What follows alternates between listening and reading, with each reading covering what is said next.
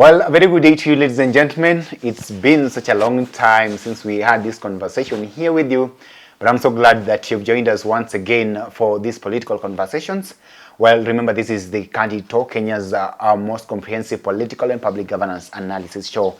And this fine morning, I'm joined here by my resident guest, Wakili Willis Otieno, who is also the deputy party leader of Sabina Party. Wakili, good morning. Good morning. How are you? How are you? I'm okay. Yes. Yes. Can see things are moving nicely in the country. At least right now we do have a deputy president, a substantive deputy president. The soprano voice, cricket voice. Yes. But remember the last time that we had a conversation with you, we did not have a deputy president. There were no superintendent over the killings of Gen Zs and the forced abductions and disappearances. He has to be defined for who he is. Okay. He's William Ruto's acolyte. Yeah. And he's superintendent over the killings of Gen Z. Well, forced disappearances, abductions, and nobody has been called to book. The same police unit that he was leading at a policy level did all of these things, and he did nothing. Okay. No accountability. I want us to have this conversation. Of course, right now we are in a rather new sort of, I don't know whether we call it political dispensation, but it's more or less the same thing. It's just that right now we are having a Ruto-Kindiki kind of administration that we're witnessing here. But even before we get there, I want to take you a little bit on how we got to this particular point, depending on the nature of even the swearing-in ceremony, how things moved so fast. What do you really think happened? Because we saw the courts lift that conservatory order that was there, that was actually preventing his swearing in, and within no time, already the gazettement of all these things had taken place, and we already have a deputy president here. You see, the whole thing was orchestrated just to facilitate one outcome. And the government printer had moved to State House and was dishing out gazette notices 10, 15 minutes after each other. All just to achieve what was a desired outcome. But one thing we must be clear about is that the manner in which this was being done, orchestrated, it denied Kindiki what we call legitimacy. There's something that an electoral process and a judicial process does to somebody who's assuming a national office like that. It gives a regime what is called regime legitimacy. If you do everything according to book, and you show that it's not being done to achieve an already determined outcome, it gives you people legitimacy. But what they were doing, in my view, they were advertising how illegitimate Kindiki is. To an extent that even the CTS system in the courtroom was not working that evening at some point after the order was issued by the court. It tells you everything was being done to make sure that Kindiki sworn on Friday, even declaring that day to be a public holiday, late in the night, to inconvenience everybody. Do you know how many Kenyans were inconvenienced because of that nonsense of a public holiday? They could have done a small swearing in outside the Supreme Court building and no one would have cared. Because Kenyans are not feeling the gentleman as their deputy president. He doesn't meet the qualifications in our constitution. There is no IBC that could have cleared him to be a candidate for nomination as a deputy president. So who does it represent? Because ideally, a deputy president should have the process of coming up with a deputy president should be one that the Kenyan people feel they are part of. Because that's a potential precedent. If anything, God forbid what happened to Ruto today, Kindiki will assume that office for the remainder of the term. But are you telling me he's never got even a single vote in support of him as a deputy president? How then does he become a president? So you see, that is why I say this process, what it did, was to neuter the sovereignty of the people of Kenya. But the people of Kenya have paid back by refusing to give that regime legitimacy. He will remain an illegitimate deputy president. But Wakili, I mean, doesn't the Constitution didn't the Constitution first of all contemplate this for all those people who are actually involved in the framing of our constitutions? Did they then acknowledge the fact that we would reach such a point where, for whatever reason, the deputy president is out and that office falls vacant and therefore should be replaced in a manner that it was done? Therefore, why do you then talk about legitimacy and all the that? part of IBC was part of the constitutional framework. Ruto ignored that. And within the IBC framework, if you go to it, there are certain qualifications which the holder of that office must meet. Part of them also include the need to get supporting signatures in at least 24 counties, 2,000 signatures in at least 24 counties. He didn't get them. So he ought to have gone through a nomination process that nominates him to be a candidate for consideration as a deputy president. He did not. Everything was being done overnight. So that's why you're saying that he lacks legitimacy? He lacks legitimacy. Not even a single Kenyan wrote down in support of his nomination. All we had was William Ruto and his parliamentary MPs. That's what the law requires, actually, that he has to be supported by... He ought to, because the qualifications are in Article 137 of the Constitution for a candidate for election as president and or deputy. He needs to meet any of those qualifications, other than being a citizen and a registered voter. Okay. Yeah. So he lacks legitimacy, and he will not get it. Yeah? He was sworn on a Friday. Somebody would also argue that the role of appointment of a deputy president, should that position fall vacant, is an exclusive reserve of the president. No, it's exclusive reserve of the president, but the process of nominating, how to arrive at a name, is in Article 137. Okay. Otherwise, you want to tell me that William Ruto can nominate Salva Kiir to be deputy president of Kenya? Can he? Not really. Why? Because in the first place, that's a foreigner. He's not Kenyan. So where do you find that a foreigner is bad? It's Article 137. That's what I'm telling you. You go to Article 137 to find those qualifications and disqualifications. So you can't cherry pick which qualifications apply to Kindiki. Okay. All of them should apply to Kindiki, including being a registered voter, being a Kenyan citizen, having support of 2,000 supporting signatures from 24 counties, having not been a public servant officer for at least 6 months. All of them apply to him. He must be a university graduate. All of them apply to him. So don't say that, oh, we'll ignore this one for a foreigner because as citizen, he can't do it because a foreigner. Where do you get the authority to say he can't appoint a foreigner? Okay. It's in Article 137. So you apply Article 137 wholesome. But Kindiki is an illegitimate deputy president. Oh, okay. Now, make me understand this. Of course, this is a new phase of leadership that we are looking at here. And there are people who are saying that for the position, or rather for the office of the deputy president, people here are saying that, look, this guy is the perfect fit, principal assistant to the president. There are people also who believe that it's a new dawn for the country, knowing very well that maybe the kind of squabbles that we've witnessed in the past between the first in command and the second in command have actually not placed us in some sort of a good position as a country in terms of the functionality of our government, because of all those problems that the first and the second in command have had. Are you part of the people who believe that for the first time, when we witness such kind of a thing, is it a new dawn for you? Is it a new beginning? Is it something what can it be a new dawn?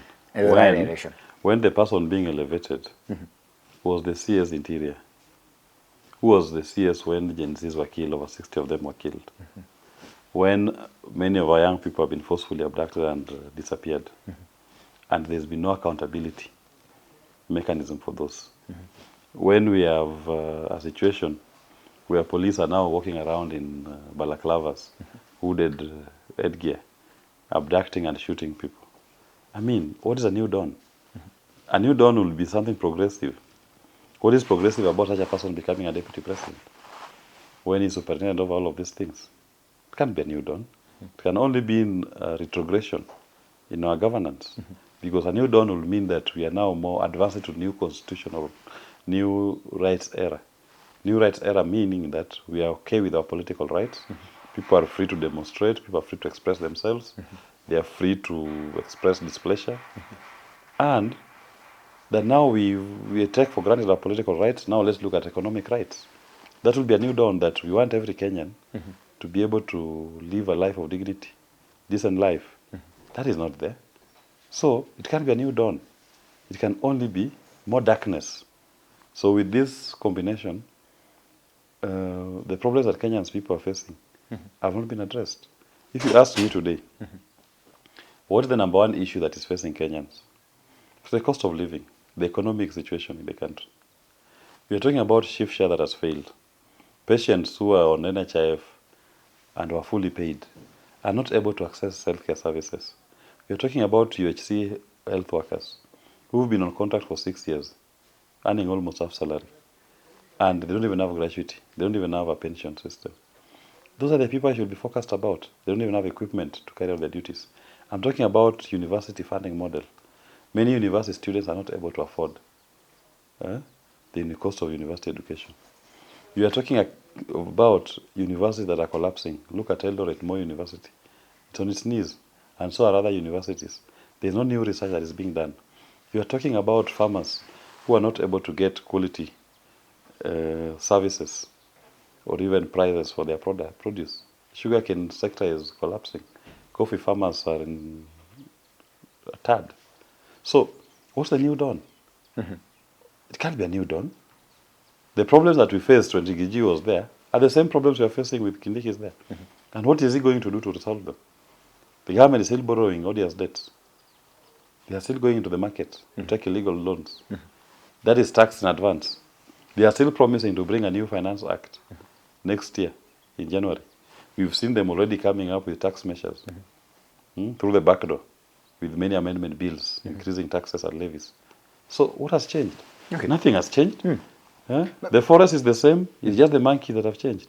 They've removed one monkey in Rigiji to bring another monkey in Abracadabra, so-called Abrake. Yeah.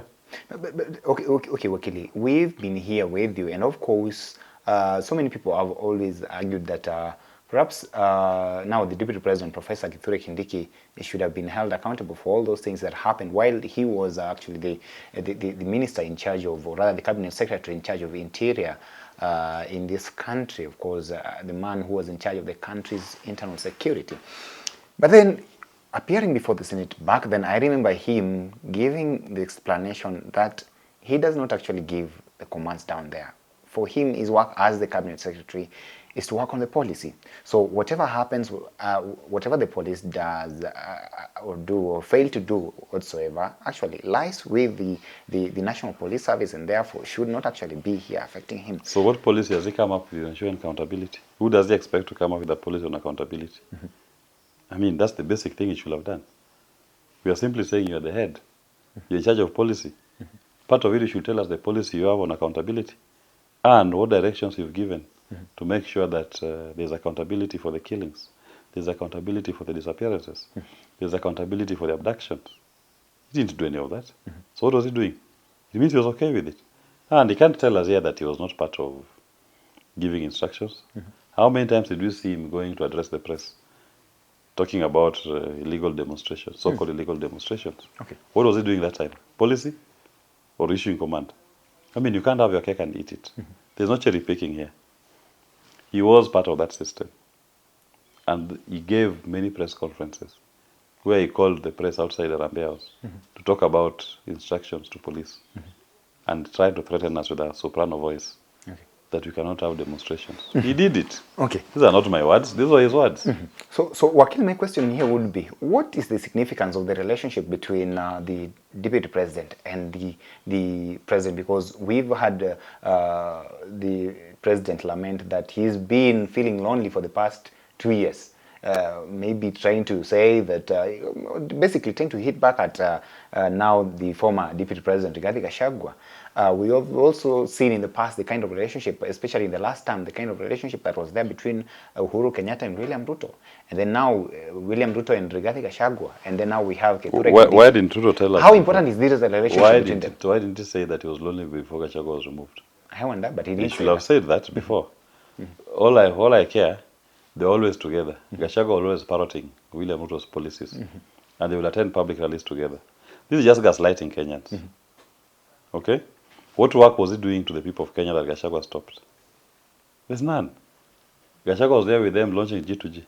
He was there with them launching fake fertilizer. He was there with them in cabinet approving illegal debts to be taken. He was there with them coming up with the finance bill that sought to increase our taxes, levies and charges.